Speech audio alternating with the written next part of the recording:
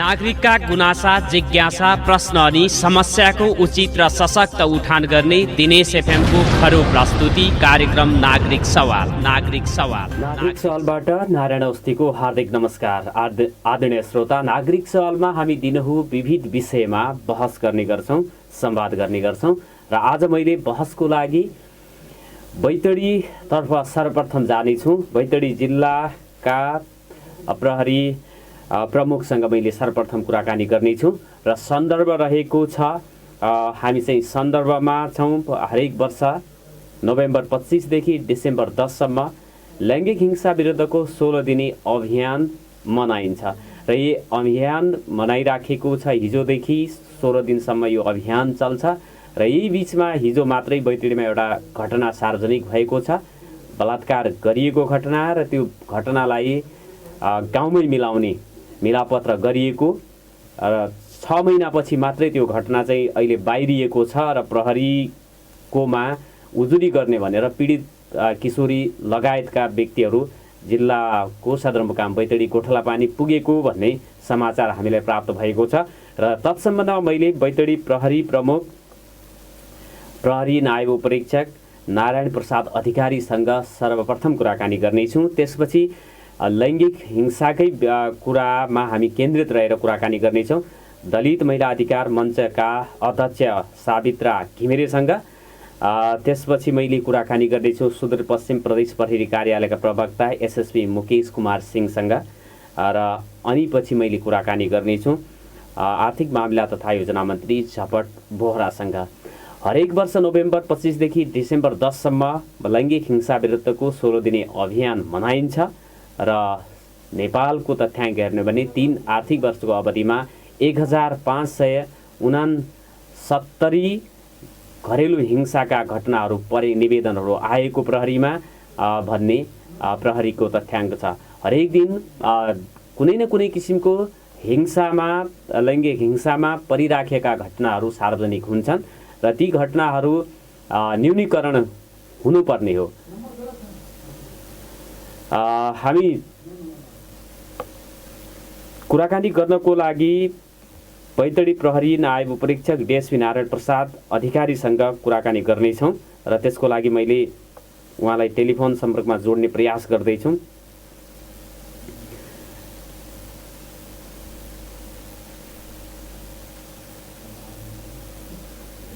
बैतडीमा किशोरीलाई बलात्कार गरिएको घटनाले गाउँघरमै मिलापत्र गरिएको छ र संघीय सरकारले बलात्कारका घटनामा मिलापत्र गराउने जो कोहीलाई 3 वर्ष कैद वा 30,000 जरिमाना वा दुवै सजाय हुने व्यवस्था गरिएको अध्यादेश भर्खरै ल्याएको अवस्था छ र यो लैङ्गिक हिंसा विरुद्धको 16 दिने अभियान मनाइराख्दाखेरि हिजो बैतडीमा एउटा घटना 6 महिना अगाडि झन्डै 7 महिना अगाडि घटेको घटना सार्वजनिक भएको छ।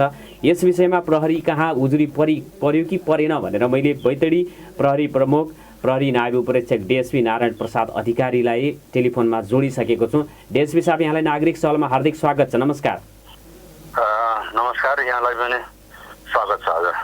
हजुर डीएसपी साहब, यो चाहिँ लैङ्गिक हिंसा विरुद्धको 16 दिने अभियान सुरु भएकै दिनमा हिजो बैतडीमा झन्डै 6 महिना अगाडि बलात्कार भएको घटना गाउँमै मिलापत्र गरिएको र त्यसपछि त्यो घटना चाहिँ बाहिरिएको छ। अहिले प्रहरी कहाँ उजुरी चाहिँ परिसकेको हो उक्त बलात्कारको घटनाको, के भइराखेको छ?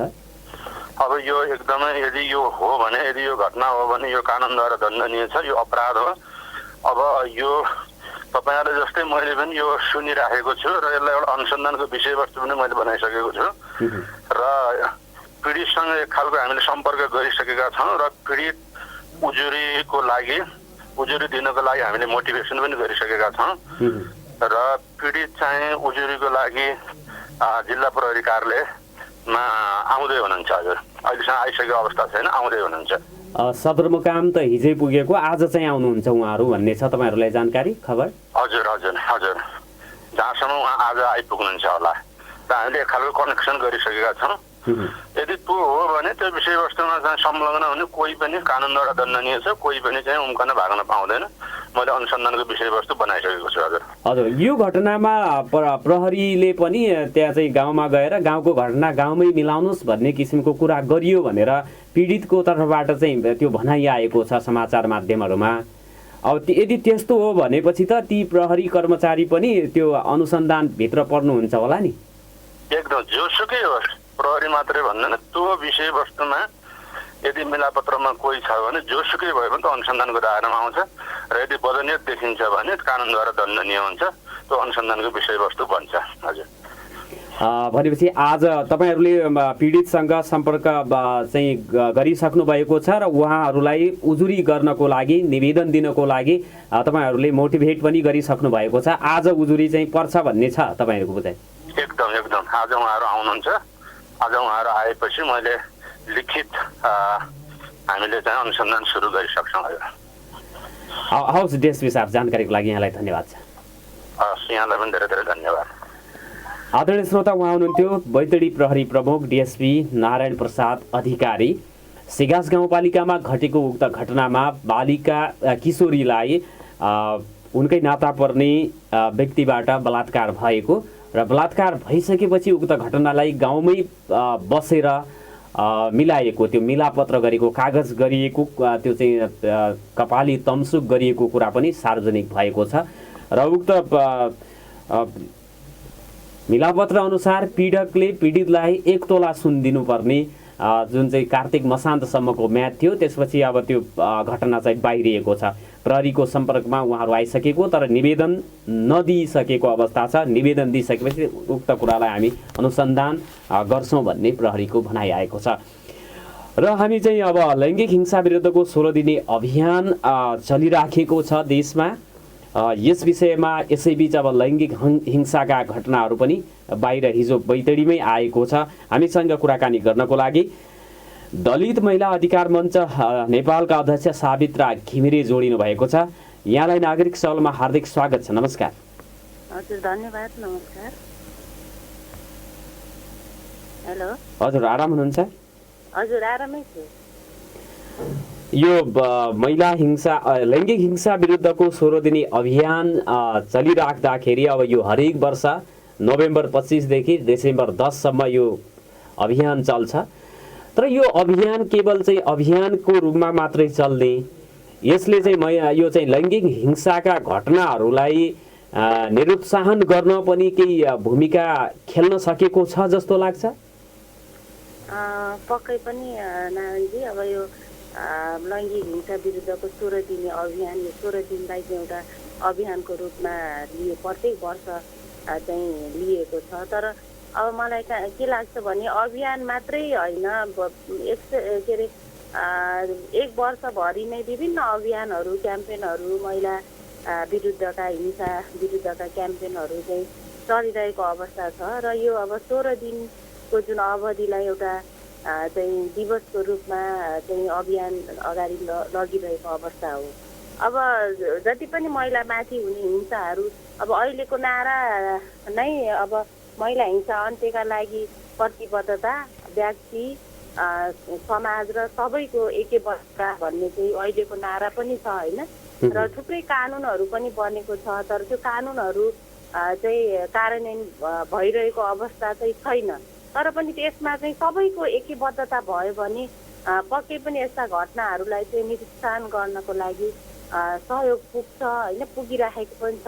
र हिजो पनि त्यस्ता थुप्रै घटनाहरू चाहिँ घटिरहेकै हो। तर ती घटनाहरू अहिले त तपाईँले अघि भर्खरको रिपोर्टिङमा पनि बलात्कार जस्तो जघन्य अपराधलाई लुकाउन खोजिन्छ होइन, मिलाउन खोजिन्छ भन्ने पहिला झन् कस्तो अवस्था थियो होला।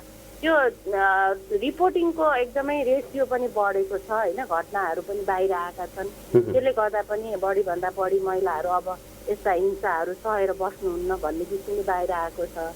मलाई लाग्छ तपाईँले भनेको क्याम्पेनहरू, यस्तो अभियानले पक्कै पनि यो 16 दिन मात्रै होइन, 365 दिन नै यो कुनै पनि किसिमका हिंसा विरुद्धको चाहिँ अभियान चल्नुपर्ने हो। 16 दिन एउटा अभियानको यो चाहिँ पनि राखेको छ होइन, किनकि तर त्यसबाट प्रभाव के पर्यो भन्ने हो। जस्तो कि यो अभियान सञ्चालन भइसकेपछि जे जति अब समाजमा लुकाउने घटनाहरूलाई बाहिर आउन नदिने प्रवृत्ति थियो त्यो आउन थालेको छ र त्यो आइसकेपछि अब यी जनचेतनामूलक कार्यक्रमहरूले त नागरिकहरूलाई व्यक्तिलाई यो चाहिँ कानुनको बारेमा पनि उसको अधिकारको बारेमा उसको कर्तव्यको बारेमा पनि जानकारी गराउँछ। त्यो भइसकेपछि जस्तो यस्ता खाले अभियानहरूले पीडितले चाहिँ न्याय पाउने किसिमको चाहिँ अवस्था सिर्जना भएको छ। कति जति चाहिँ त्यस्ता घटनाहरूमा पीडकले चाहिँ दोष यो चाहिँ सजाय पाएको तपाईँहरूले चाहिँ देख्नु भएको छ? होइन, अब यस्तो छ के अरे, अब हामी सबैको प्रयासबाट एउटा खालको होइन, तपाईँहरू जस्तो मिडियाहरूले पनि यस्ता आवाजबिनहरूको आवाजहरूलाई उठान गरिराख्नु भएको छ। त्यसै गरेर विभिन्न नागरिक समाजहरूले पनि त्यो अधिकारका लागि कामहरू गरिराखेको छन्। अब त्यस्ता घटनाहरू चाहिँ सम्बन्धित निकायमा केही न्याय नै पाएको छैन भन्ने पनि होइन, केही न्याय पनि पाइरहेको अवस्था पनि छ। तर पनि जति हामीले सोचेको थियौँ अहिलेको जुन संविधानले व्यवस्था गरेका अधिकार जस्तो महिला अधिकार सम्बन्धीका कुराहरूमा जति व्यवस्था गरेको छ त्यो रूपमा चाहिँ न्यायको अनुभूति गर्न नपाएको अवस्था पक्कै पनि छ। तर पनि अझै कतिपय कुराहरू जुन न्यायको उसमा आइसकेपछि अनुसन्धान प्रक्रियादेखि अगाडिका कुराहरूमा केही चाहिँ न्याय पाएको अवस्था पनि छ मलाई लाग्छ त्यो होइन। र अब कति पनि कसैले न्याय नै पाएन अथवा चाहिँ सम्बन्धित ठाउँमा जाने एउटा बाटो नै तय भएन भन्ने खालको चाहिँ केही हदमा अलिकति खुकिलो भएको छ, अलिकति सहज चाहिँ भएको छ।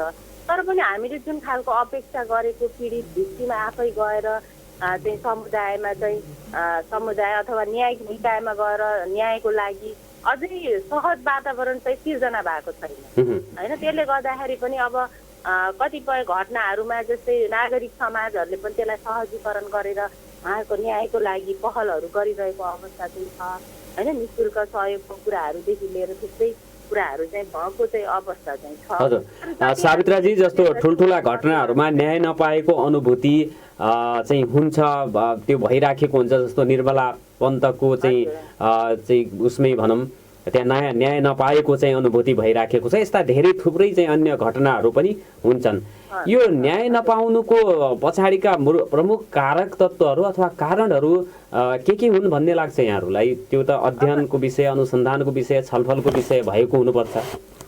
हजुर, अब न्याय नपाउनुको अब हजुरले भनिसक्नु भयो होइन, निर्मला पन्त जस्तो को चाहिँ जुन खालको जघन्य एउटा अपराध भयो त्यसले न्याय अहिलेसम्म पनि पाइरहेको अवस्था छैन। मलाई के लाग्छ भने अब जति पनि अघि पनि मैले भनिसकेँ जस्तै कानुनहरू थुप्रै बनेको छ तर त्यो कानुन कार्यान्वयन गरिएको छैन। कार्यान्वयन गर्दाखेरि विभिन्न प्रतिशतात्मक सोच बाधक पुर्याएको अवस्था छ। अर्को कुरा चाहिँ दण्डहीनताको एकदमै चाहिँ संस्कार चाहिँ मौलाएको छ कि दण्डहीनता। मैले कुनै पनि कसैमाथि अपराध गर्यो भने उसलाई चाहिँ त्यो अब न्यायको लागि अगाडि नै नल्याउने त्यस्तो खालको दण्डहीनताको संस्कार चाहिँ मौलाएको अवस्था छ। र अर्को जति पनि अझै पनि बलात्कार जस्तो जघन्य अपराधहरूलाई पनि चाहिँ मिलाउने प्रयासहरू गरिन्छ होइन, विभिन्न राजनीतिक दबावमा परेर विभिन्न खालको।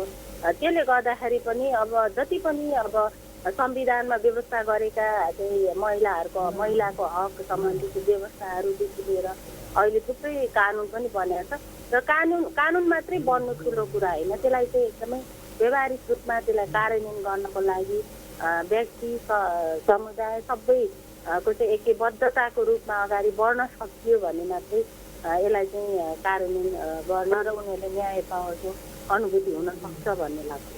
हजुर, समयको लागि यहाँलाई हार्दिक धन्यवाद छ। हजुर, धन्यवाद यहाँलाई। आदरणीय श्रोता, उहाँ हुनुहुन्थ्यो दलित महिला अधिकार मञ्च नेपालका अध्यक्ष सावित्रा घिमिरे। उहाँसँग कुराकानी गरिसकेपछि हामी लैङ्गिक हिंसा विरुद्धको 16 दिने अभियानको सन्दर्भ पारेर कुराकानी गरिराखेका छौँ र अब भने कुराकानी गर्नको लागि हामीसँग सुदूरपश्चिम प्रदेश प्रहरी कार्यालयका प्रवक्ता वरिष्ठ प्रहरी उपरीक्षक एसएसपी मुकेश कुमार सिंह हामीसँग जोडिनु भएको छ। एसएसपी साहब, यहाँलाई नागरिक सहलमा हार्दिक स्वागत छ। नमस्कार। नमस्कार, धन्यवाद। हजुर, आराम हुनुहुन्छ? सब ठिकै छ, सब ठिक छ। सर, यो चाहिँ लैङ्गिक हिंसा विरुद्धको 16 दिने अभियान सञ्चालन भइराखेको छ। हरेक वर्ष यो अभियान चल्छ र 365 दिनमै हामीले कुनै पनि हिंसा हुनु हुँदैन भनेर एउटा नागरिकको हिसाबले सोच्नुपर्ने सोही अनुरूपको व्यवहारहरू गर्नुपर्ने हुन्छ। अब तपाईँहरू त कानुनको चाहिँ कार्यान्वयन गर्ने कुरामा यो चाहिँ व्यक्तिको मानव अधिकारको संरक्षण गर्ने निकायमा हुनुहुन्छ।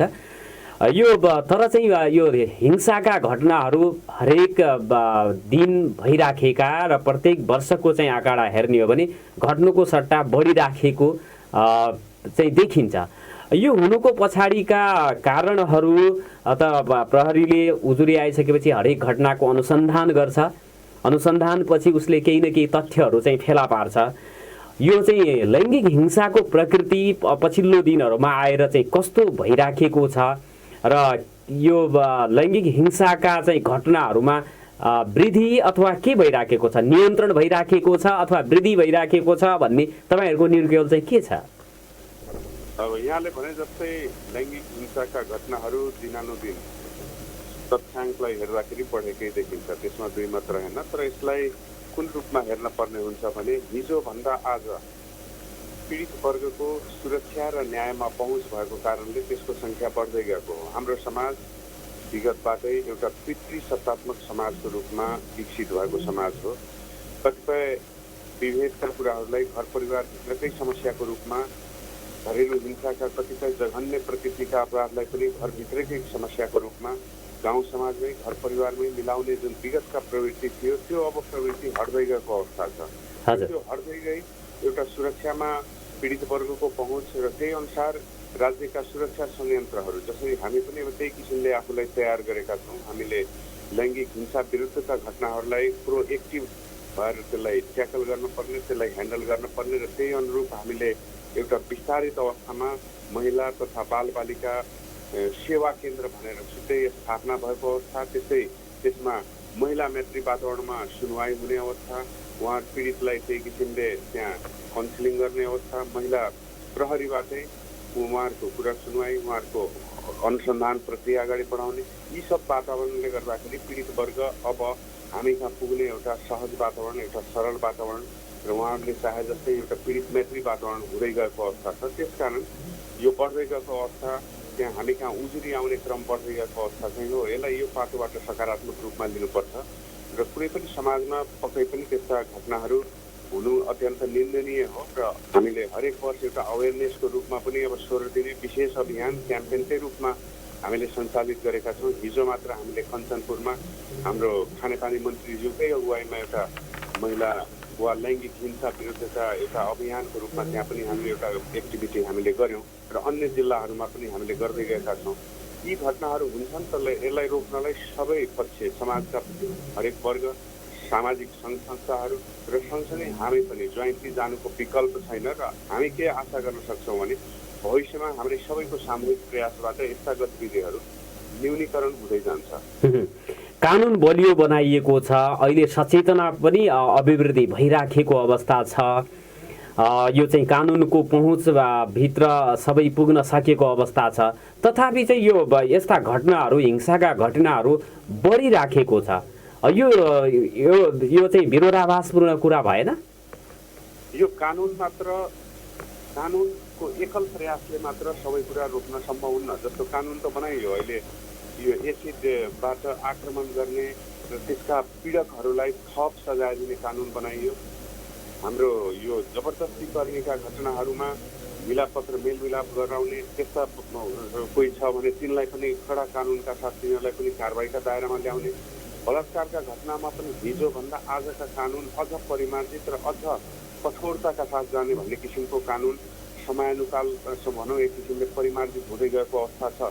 कानुन एउटा पाटो हो भने समाजको पनि एउटा ठुलो दायित्व रहन्छ। समाजमा अहिले पनि विभिन्न प्रभावको कारण, विभिन्न दबावको कारण, विभिन्न आश र त्रासको कारण अहिले पनि यस्ता जघन्य प्रकृतिका घटनाहरूलाई हाम्रै समाजका अगुवा बनाउँदा व्यक्ति वा हाम्रै समाजका प्रभावशाली व्यक्तिले गाउँमै मिलाउने, घर परिवारमै मिलाउने जुन किसिमका एउटा दुष्प्रयासहरू अहिले पनि भएको छ, त्यसबाट पक्कै पनि थप पीडित हुने अवस्था छ र त्यसलाई तिर्दै जानुको विकल्प छैन। त्यसको लागि मैले पहिले नै भने समाजले पनि आफ्नो दायित्व निर्वाह गर्नु पर्यो, परिवारले पनि आफ्नो दायित्व निर्वाह गर्नु पर्यो, सँगसँगै कानुनले पनि आफ्नो कडाइका साथ, कठोरताका साथ जानुको हामी जाने नै हुने भनौँ र सबै त्यसमा अलिक बढी अहिलेभन्दा अझ बढी संवेदनशील भएर गयौँ भने पक्कै पनि यहाँले भने जस्तो हामीले एउटा दुःखद अवस्था सुन्न पर्ने अवस्था हुँदैन। जो दोषी हुन्छ त्यो गल्ती अनुसारको दण्डित हुनुको विकल्प हुन्न भन्ने भावना हामीमा हुनु पर्यो। र अर्को कुरा, यसका लैङ्गिक हिंसाबाट पीडितहरूलाई हेर्ने दृष्टिकोण पनि हाम्रो परिवर्तन हुनु जरुरी छ। हामी पीडितलाई थप पीडित बनाउने किसिमले हामी हेर्छौँ, तर पीडकलाई उसलाई कुनै किसिमको हामी एउटा ग्लानी फिल हुने, लज्जाबोध हुने किसिमले हामीले उसलाई उप्रति हाम्रो व्यवहार हुँदैन। त्यसले पनि पीडित थप पीडित हुने र पीडक खुल्ला बस्ने वातावरण जुन छ त्यसलाई पनि हामी हाम्रो मानसिकता परिवर्तन गर्न हामीले त्यसलाई पनि चेन्ज गर्नु जरुरी छ। मात्र एसएसपी साहब, जस्तो जति घटनाहरू प्रहरी कहाँ आउँछ, प्रहरीले अदालतमा जुन चाहिँ मुद्दाहरू दायर गरेको छ तिनको चाहिँ पक्षमा, पीडितको पक्षमा चाहिँ यो फैसला हुने चाहिँ ट्रेन्ड अथवा पीडितले न्याय पाउने कुराहरूको चाहिँ त्यो यो हरेक घटनालाई हेर्दाखेरि त्यो चाहिँ बढोत्तरी भएको छ कि अझ चाहिँ पीडित फेरि चाहिँ त्यो अनुसन्धान प्रक्रियाबाट पनि अझ पीडित हुने कुराहरू हुन्छ भन्ने कुराहरू आउँछ। त्यसमा चाहिँ हाम्रो सुदूरपश्चिमको कुरा गर्ने हो भने जति सङ्ख्यामा चाहिँ यो निवेदनहरू आउँछ उहाँहरू सबैले न्याय पाएको अवस्था छ? अधिकांशले न्याय नै पाउनुहुन्छ, त्यसमा कुनै दुई मात्र होइन। तर हाम्रो एउटा जुन समाजको एउटा संरचना छ, अब कतिपय घरेलु हिंसाका कुराहरू हामीले विशुद्ध कानुनी रूपले लाँदाखेरि अब फेरि ती महिलालाई त्यही परिवारमा त्यही समाजमा पुनर्स्थापित गर्नुपर्ने अवस्था र मेलमिलापबाट जाँदाखेरि एउटा लङ टर्म त्यसको सल्युसन निस्किन सक्ने भएकोले कतिपय ससाना एउटा कम ग्रेभिटीका अपराधका घटनाहरूलाई मेलमिलापको माध्यमबाट पनि लान सक्ने, मिलाउन सक्ने, दुवै पक्षबीच मिलाउन सक्ने अवस्था रहन्छ, त्यो गरिन्छ। तर जघन्य प्रकृतिका घटनाहरू, महिला विरुद्ध हुने कुनै पनि जघन्य प्रकृतिका घटनाहरू कुनै पनि किसिमले मेलमिलापबाट लाने र त्यसलाई मिलाउने कार्य हुँदैन। त्यो दण्डित भएको प्रशस्त उदाहरणहरू छ, चाहे ती बझाङदेखि लिएर यो कैलालीसम्मका विभिन्न घटनाहरूलाई हामीले उदाहरण पात्रको रूपमा हेरौँ। सबै अहिले कारागारमा छन्, न्यायिक हिरासतमा छन् र यसरी कुनै पनि किसिमको मर्मलाइजा नगरी कठोरताका साथ उनीहरू विरुद्ध हामीले कारवाही गरेको प्रशस्त उदाहरण छ। एसएसपी साहब, घटना घट्ने बित्तिकै पीडितले प्रहरी कहाँ उजुरी दिन नसकेका कुराहरू पनि आउँछन्। जस्तो बैतडीको हिजो मात्रै 6 महिनापछि त्यो घटना बाहिर आएको छ। अब चाहिँ प्रहरीले हामीले चाहिँ उहाँलाई उजुरी दिनको लागि मोटिभेट गरिसकेका छौँ भनेर पनि बताउनु भएको छ। यो चाहिँ घटनाहरू चाहिँ समाजभित्रै लुकाउने, ढिलो गरी आउने चाहिँ यो किन हुन्छ? प्रहरी प्रतिको अविश्वास हो अथवा प्रहरी पनि अब यस्ता घटना जस्तो सिगासकै कुरा गर्ने हो भने प्रहरी अधिकारीले पनि गाउँको कुरा गाउँमै मिलाउनुहोस् भनेर भन्नुभयो भन्ने चाहिँ पीडितको भनाइरहेको छ। त्यस्तो बिल्कुलै हुनु हुँदैन। हामीले त्यो किसिमको ब्रिफिङ पनि गरेका हुन्छौँ। यो महिला विरुद्ध हुने कुनै पनि हिंसाका घटनाहरूलाई अत्यन्त संवेदनशील भएर हेर्ने, अत्यन्त कठोरताका साथ प्रस्तुत हुने, तथापि यहाँले भने जस्तै कुनै प्रहरी कर्मचारीबाट त्यस्तो मिलाउने भन्ने आशयको कुनै पनि अभिव्यक्ति आएको रहेछ भने त्यो हाम्रो प्रहरी आचरण विरुद्धको कुरा हो र त्यसलाई हामीले पक्कै पनि कारवाहीको दायरामा ल्याउँछौँ, त्यसलाई सुधार्छौँ। र यहाँले भने जस्तै एउटा घटनाको हाम्रो नोटिसमा पनि आएको छ, त्यसको लागि हामीले बैतडीका जिल्ला प्रहरी प्रमुखलाई निर्देशन दिइसकेका छौँ र त्यसलाई कानुनी दायरामा ल्याउने प्रक्रिया अगाडि बढाइसकेको अवस्था छ। र यी घटना कसरी अहिलेसम्म प्रहरी कहाँ आएन भन्ने विचार गर्दाखेरि मैले सुरुमै भने कतिपय गाउँका प्रभावशाली व्यक्तिहरू आफू भनौँ एक किसिमले प्रभाव र विभिन्न दबाव, यी सबका कारणले पीडितलाई अब सुरक्षा निकायको पहुँच वा सुरक्षा निकायसम्म पुग्न नदिने वातावरण गाउँमै बनाएका हुन्छन्। ती सब कारणले कतिपय घटनाहरू प्रहरी कहाँ आइपुग्न समय लाग्छ वा कतिपय नपुग्न पनि सक्ने अवस्था हुन्छ। र यस्ता घटनाहरूलाई पनि चिर्नलाई हाम्रो अहिले पालिकासँग अत्यन्त हामी एउटा वडा लेभलसम्म छौँ। यो समुदाय प्रहरी साझेदारी कार्यक्रम अन्तर्गत हामी वडासम्म पुगिसकेको अवस्था छ र उहाँबाट पनि हामीले त्यस्तो जानकारी पाउँछौँ र यस्ता विकृतिजन्य कुराहरू उहाँहरूले पनि रोक्ने उहाँहरूको दायित्व पनि हो र उहाँहरूले रोक्नु पनि हुन्छ र आगामी दिनमा यस्ता घटनाहरू पक्कै पनि लुकाउने, दबाउने वा गाउँमै मिलाउने त्यस्ता प्रवृत्ति हुन्न भन्नेमा हामी विश्वस्त छौँ। अन्तमा एसएसपी साहब, यो लैङ्गिक हिंसाका घटनाहरू नहुन् भन्नको लागि यो चाहिँ र पीडितले जो भइहाल्यो यदि कुनै किसिमको हिंसा आफूमाथि घट्यो भने सहयोगको लागि सर्वप्रथम चाहिँ के गर्न उपयुक्त हुन्छ? सबभन्दा पहिले उहाँले अब जस्तो हाम्रो टोल फ्री नम्बर छ 100, उहाँले प्रहरी कहाँ सम्पर्क गर्न सक्नुहुन्छ। अब अहिले त स्थानीय सरकार छ, हाम्रो वडामा वडा कार्यालयहरू छ, पक्कै पनि उहाँहरू त्यहाँ त्यो माध्यमबाट जानुभयो भने हाम्रा त्यस्ता नेतृत्ववर्गहरूले त्यसमा सहयोग र समन्वय गरिदिने काम नै गर्नुहुन्छ। त्यस कारण प्रहरीका कुनै न कुनै माध्यमबाट उहाँहरूले कुरालाई जानकारी गराउने प्रयास गर्नुभयो। यहाँको मिडिया एउटा सञ्चार माध्यम हरेक ठाउँमा पुगेको अवस्था छ, उहाँहरू मार्फत पनि यी कुराहरूलाई उजागर गरिदिनु पर्यो। विभिन्न सङ्घ संस्था हाम्रो गाउँ समाजमा सक्रिय छ, सामाजिक सङ्घ संस्थामा आइदिनु पर्यो, त्यसलाई उजागर गरिदिनु पर्यो। यसलाई दबाएर अझ ठुलो रोगको रूपमा हामीले लान हुँदैन। यसलाई समयमै उपचार गर्नलाई समयमै कानुनी उपचार वा मेलमिलापबाट जान सक्ने केसहरू मेलमिलापबाट पनि जान सकिन्छ, तर जघन्य प्रकृतिका उहरूलाई समयमै कानुनसम्म पुग्ने वातावरण सबैले बनाउनु पर्छ र पीडित पनि आउन पर्छ। हवस्, संवादको लागि समय दिनुभयो, यसको लागि धन्यवाद। हस्, धन्यवाद। यहाँलाई पनि मेरो कुरा राख्ने मौका दिनुभयो, त्यसको लागि धन्यवाद। कुराकानी गर्नको लागि सुदूरपश्चिम प्रदेश सरकारका आर्थिक मामिला तथा योजना मन्त्री झपट बोहरा हामीसँग जोडिनु भएको छ। मन्त्रीज्यू, यहाँलाई नागरिक सवालमा हार्दिक स्वागत छ। नमस्कार। धन्यवाद। हजुर, आराम हुनुहुन्छ? आराम छ नरेन। यो प्रदेश सरकारको आर्थिक वर्ष 77-78 को प्रथम चौमासिकको चाहिँ यहाँले हिजो मात्रै सार्वजनिक गर्नुभएको छ खर्च र राजस्व आएको विवरण। यसलाई चाहिँ हेर्दाखेरि पहिलो 4 महिनामा सुदूरपश्चिम प्रदेश सरकारको पुँजीगत खर्च 6% भएको छ, 36 को 18। भनेपछि आर्थिक वर्षको अन्तसम्म 18% मात्रै होला जस्तो देखियो त? यो तपाईँको गणित त्यसमा लागू हुँदैन। किन भन्नुहुन्छ भनेपछिमा पहिलो चौमासिकमा तपाईँको चाहिने समयको प्रतिकूलता, तिहारहरू पनि आउने, कर्मचारीको व्यवस्थापन पनि नहुने, कार्यक्रमको लागि कार्यविधि पनि मन्त्री परिषदबाट स्वीकृति गर्नुपर्ने र कतिपय अवस्थामा मन्त्रालयबाट स्वीकृति गर्नुपर्ने हुन्छ र टेन्डर आह्वान गर्नुपर्ने पनि हुन्छ। अहिले पनि भौतिक प्रगति त तपाईँको मलाई लाग्छ अहिले पनि 15% भन्दा बढ्ता नै भएको, 15-20% को हाराहारी भएको हामीले अनुमान गरेका छौँ। यदि भुक्तानीको प्रक्रियामा रहेको नाताले, भुक्तानीमा चाप नपरेको नाताले गर्दाखेरिमा त्यो चाहिँ प्रतिशत अलिकता कम हुनु गएको, तर विगतको वर्षमा हामी धेरै नै अगाडि छौँ। विगतमा लकडाउन पनि थिएन, यस्तो किसिमको कोरोनाको प्रभाव पनि थिएन, तैपनि हामीले लगभग 4-4.5% को हाराहारीमा मात्र पुँजीगत खर्च गर्न सफल भएका थियौँ। यो वर्ष हामी लगभग त्योभन्दा 1.5% बढ्ता हामी खर्च गर्न सफल भएका छौँ। दोस्रो चौमासीमा यो खर्च बढ्छ र अन्तिम चौमासीमा हामी लगभग 90% को हाराहारीमा खर्च हाम्रो चाहिँ हुनसक्छ भन्ने हामीले अपेक्षा गरेका छौँ नारायणजी। अब भनेपछि विगतको भन्दा यो वर्ष तपाईँहरू खर्च गर्ने कुरामा चाहिँ आशावादी हुनुहुन्छ? हामी पहिल्यैदेखि नै बजेट वक्तव्य अथवा बजेट पास हुनु, बजेट प्रस्तुत गर्दै हामीले बजेटमा नै सामान्य गरेदेखि अख्तियार दिने र बजेटमा पार्लियामेन्टबाट पास भएको विषयवस्तुलाई अथवा विकासका कार्यक्रमहरूलाई अख्तियारी मान्ने भनेर हामीले नीतिगत व्यवस्था गरेका थियौँ। विनियोजन ऐनमा पनि त्यही कुरा हामीले लेखेका थियौँ।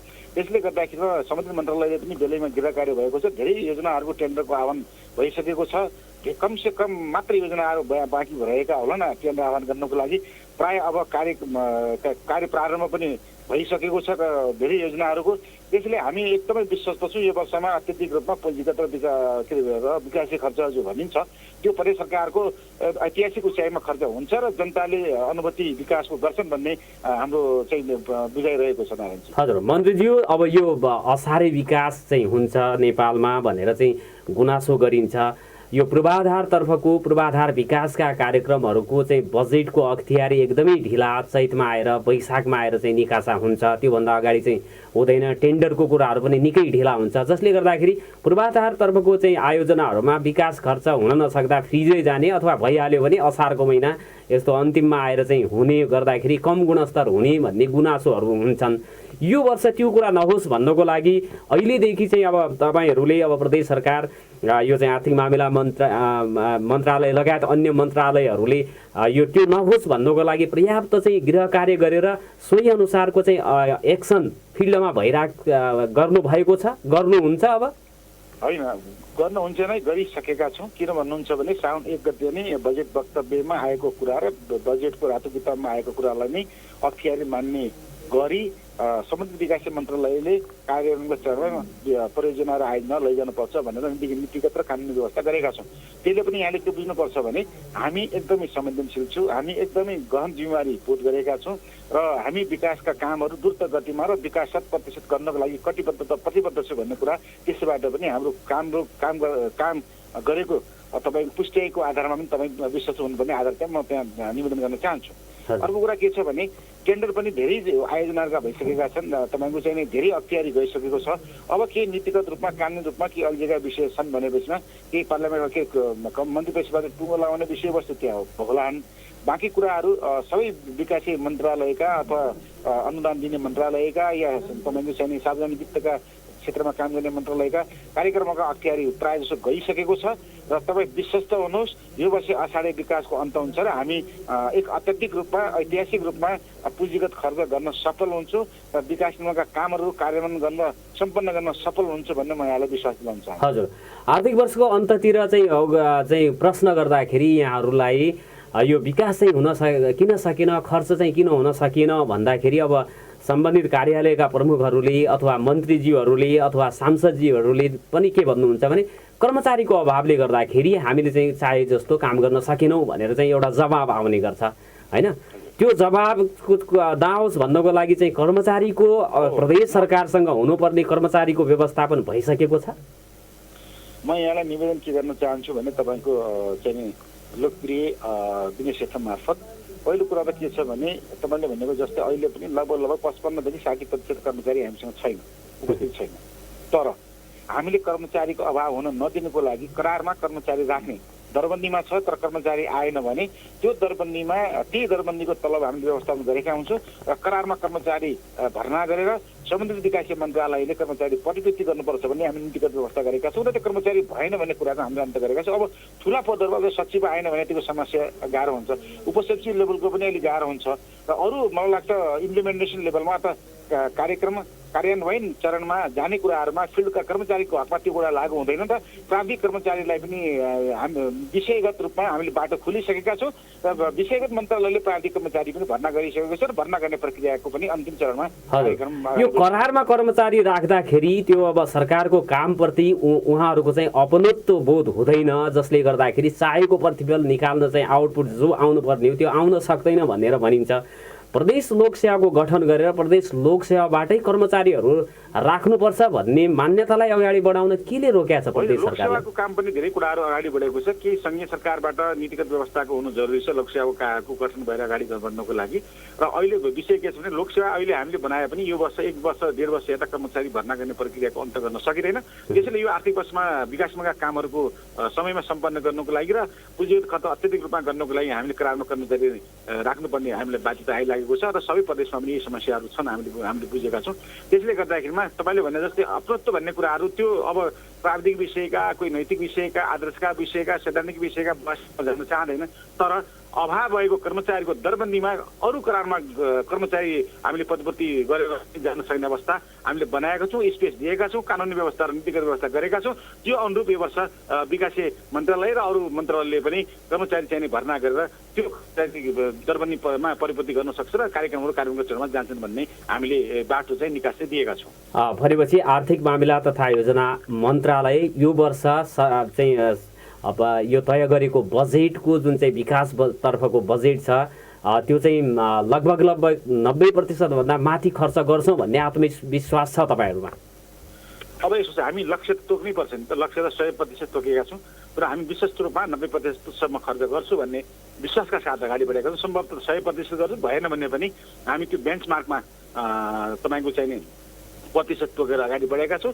सोही अनुरूप विकास मन्त्रालयसँग हामी समन्वय गरेर राखेका छौँ र सोही अनुरूप मन्त्रालयहरूले पनि आफ्नो कार्यालय संरचनामा, निर्देशनालयमा, विभागहरूमा, तपाईँको महानिर्देशनालयहरूमा ती समन्वय गरेर अगाडि बढेका छन् र त्यो कार्यक्रमहरू अब कार्यान्वयनको चरणमा अगाडि बढेर टेन्डर भइसकेका छन्। कतिपय कार्यक्रममा कार्यान्वयनको चरणमा गइसकेका छन्। अहिलेको यो 6% पनि यो उपकरण खरिद यताउति चाहिँ यो खरिदमै बढी खर्च भएको हो, विकासतर्फ त थोरै भएको हो भनेर चाहिँ भनिएको छ नि।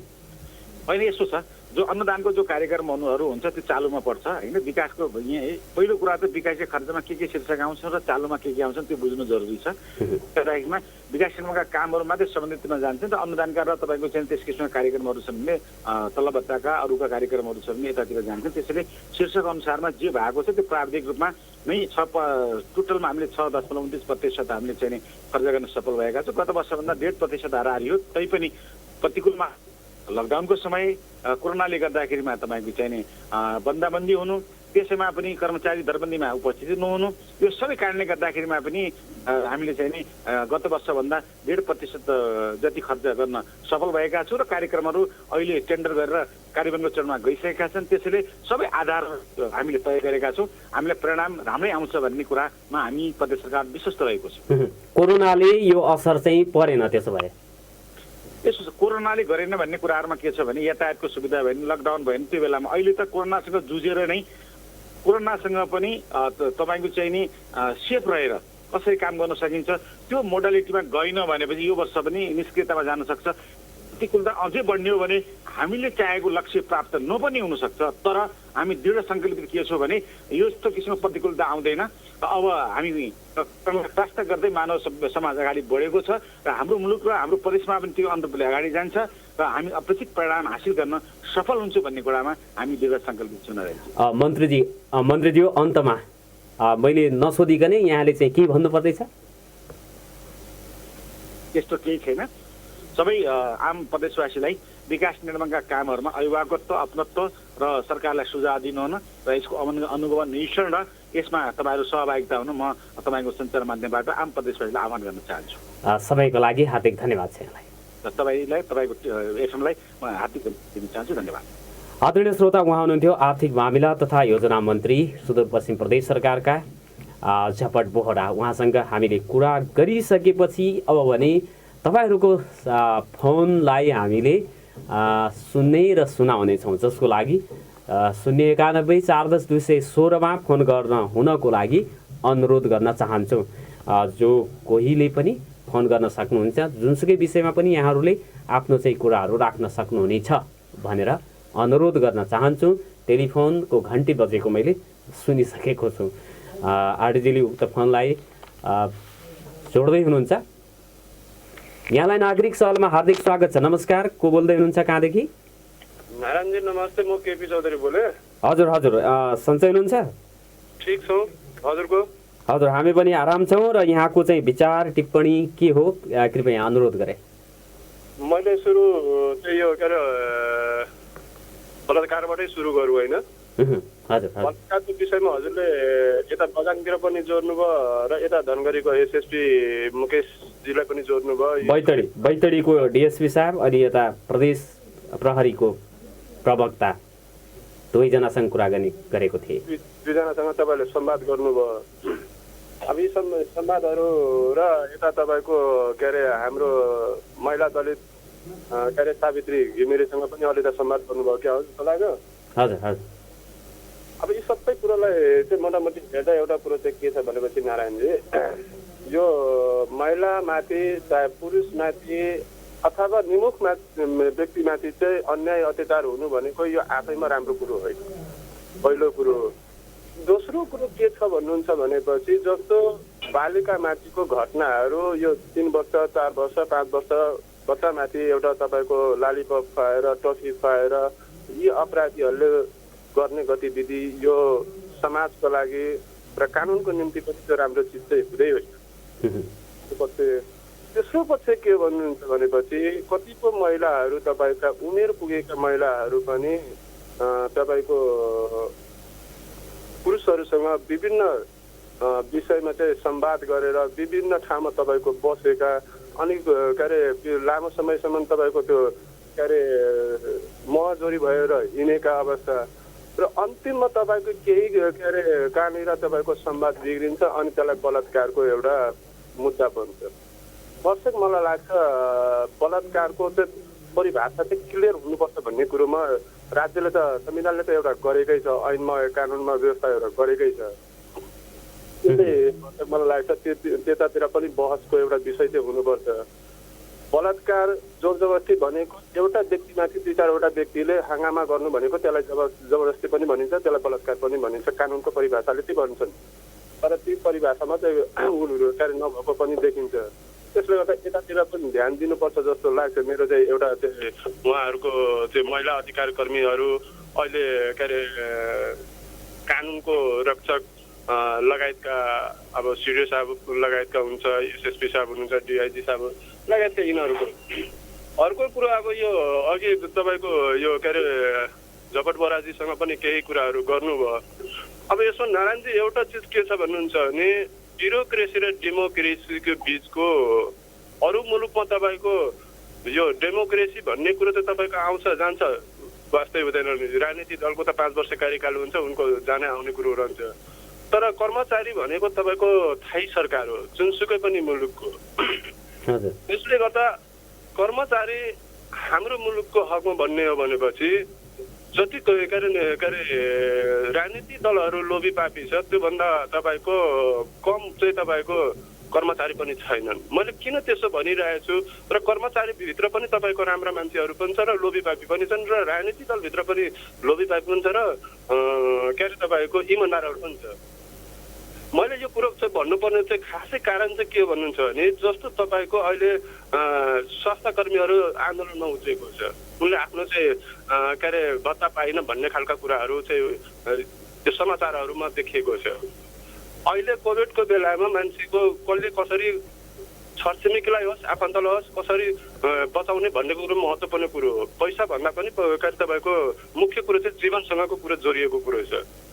राज्यले के अरे उहाँहरूलाई त्यो के अरे भनेको छ, तोकेको छ, दिएको छैन, समयमा दिएन होला, त्यो राज्य दोषी होला, राज्यसँग उहाँहरू असुल गर्न सक्नुहुन्छ। तर आन्दोलन गर्ने यो तपाईँको गाडी उपचार कार्य तपाईँको के भन्छ यो उपचारहरू सबै बन्द गरेर अनि रोडमा उत्रिने, घेराबन्दी गर्ने त्यो एउटा पार्ट, त्यो वर्ष मलाई लाग्छ त्यो जनताको हितमा चाहिँ हो जस्तो मैले महसुस गरिनँ। सीमाको अब मैले थोरै कुरो सकिहालेँ। अब सीमाको विषयमा छ, जति मैले कैलाली जिल्लाको हकमा म लामो समयदेखि एउटा आफू पनि मैले राष्ट्रिय जनमोर्चाको प्रतिनिधि भएर विभिन्न आफू खटेँ, मैले हेरेँ पनि यो सीमाहरूको हकमा जति जे गरेछ त्यो तपाईँको भारतको सुरक्षाकर्मी अथवा उहाँको के अरे प्रतिनिधिहरू र नेपालको प्रतिनिधिहरू मध्येमा यो राजनीतिक दलका प्रतिनिधिहरू गएर सीमा छुट्याएको होइन। यो देशमाथि चाहिँ ठुलो गद्दारी गर्ने भनेको कर्मचारी पनि हो कि, किनभने सीमा देखाउने उनीहरूले डल्लभ हिँडाउने बाटो जहाँ जहाँ छ जुन जुन बाटो देखाए त्यसमा चाहिँ हस्तान्तरण गर्यो। नक्सै बनाउने सिलसिलामा तपाईँको यो के अरे नेपालको के अरे भनौँ न सचिव अथवा तपाईँको कर्मचारीहरूको इन्भल्भ थियो, तर राजनीतिक दलको इन्भल्भ छैनन्। त्यसले गर्दा यो कर्मचारीहरू देशभरको, यो हाम्रो कैलालीको र यो तपाईँको पश्चिमको मात्रै हकमा मैले भन्नु खोजेको होइन, यो कर्मचारीहरू पनि आफ्नो ठाउँबाट इमान्दार बन्नुपर्छ कि भन्ने कुरो चाहिँ मेरो चाहिँ आशय हो। डटपेन मेरो हातमा छ, मैले जे गर्दा पनि हुन्छ भन्ने खालको र देशलाई ठाउँमा राख्ने कामहरू कुनै पनि व्यक्तिले चाहे राजनीतिक तहबाट होस् चाहे कर्मचारी तहबाट होस् त्यसको जिम्मेवार राजनीतिक तहबाट भन्दा पनि कर्मचारी तहबाट चाहिँ बढी जिम्मेवार हुनुपर्छ।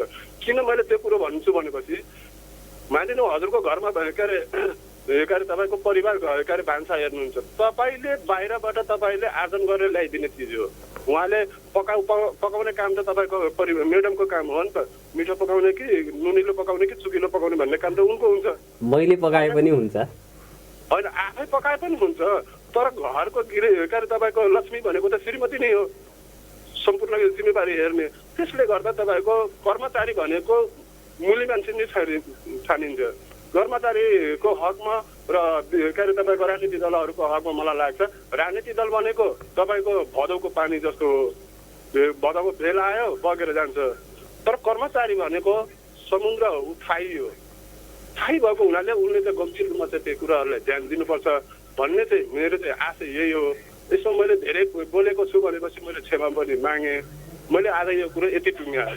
ओके, यहाँको विचारको लागि फोन गर्नु भएकोमा म हार्दिक धन्यवाद दिन चाहन्छु। केपी चौधरीजी हुनुहुन्थ्यो। यसपछि भने हामी टेलिफोन सम्भवतः लिन सक्दैनौँ भनेर प्राविधिक आरडीजीले मलाई चाहिँ सङ्केत गर्दै हुनुहुन्छ। प्रविधि संयोजनमा सहयोग गर्नुहुने आरडीजी छोटोजीलाई धन्यवाद दिन चाहन्छु। फोन कल गर्नुहुने र संवादको लागि समय उपलब्ध गराउनुहुने सबैमा हार्दिक धन्यवाद दिँदै आजको नागरिक सवालबाट मलाई पनि बिदा दिनुहोस्। नमस्कार, शुभ दिन।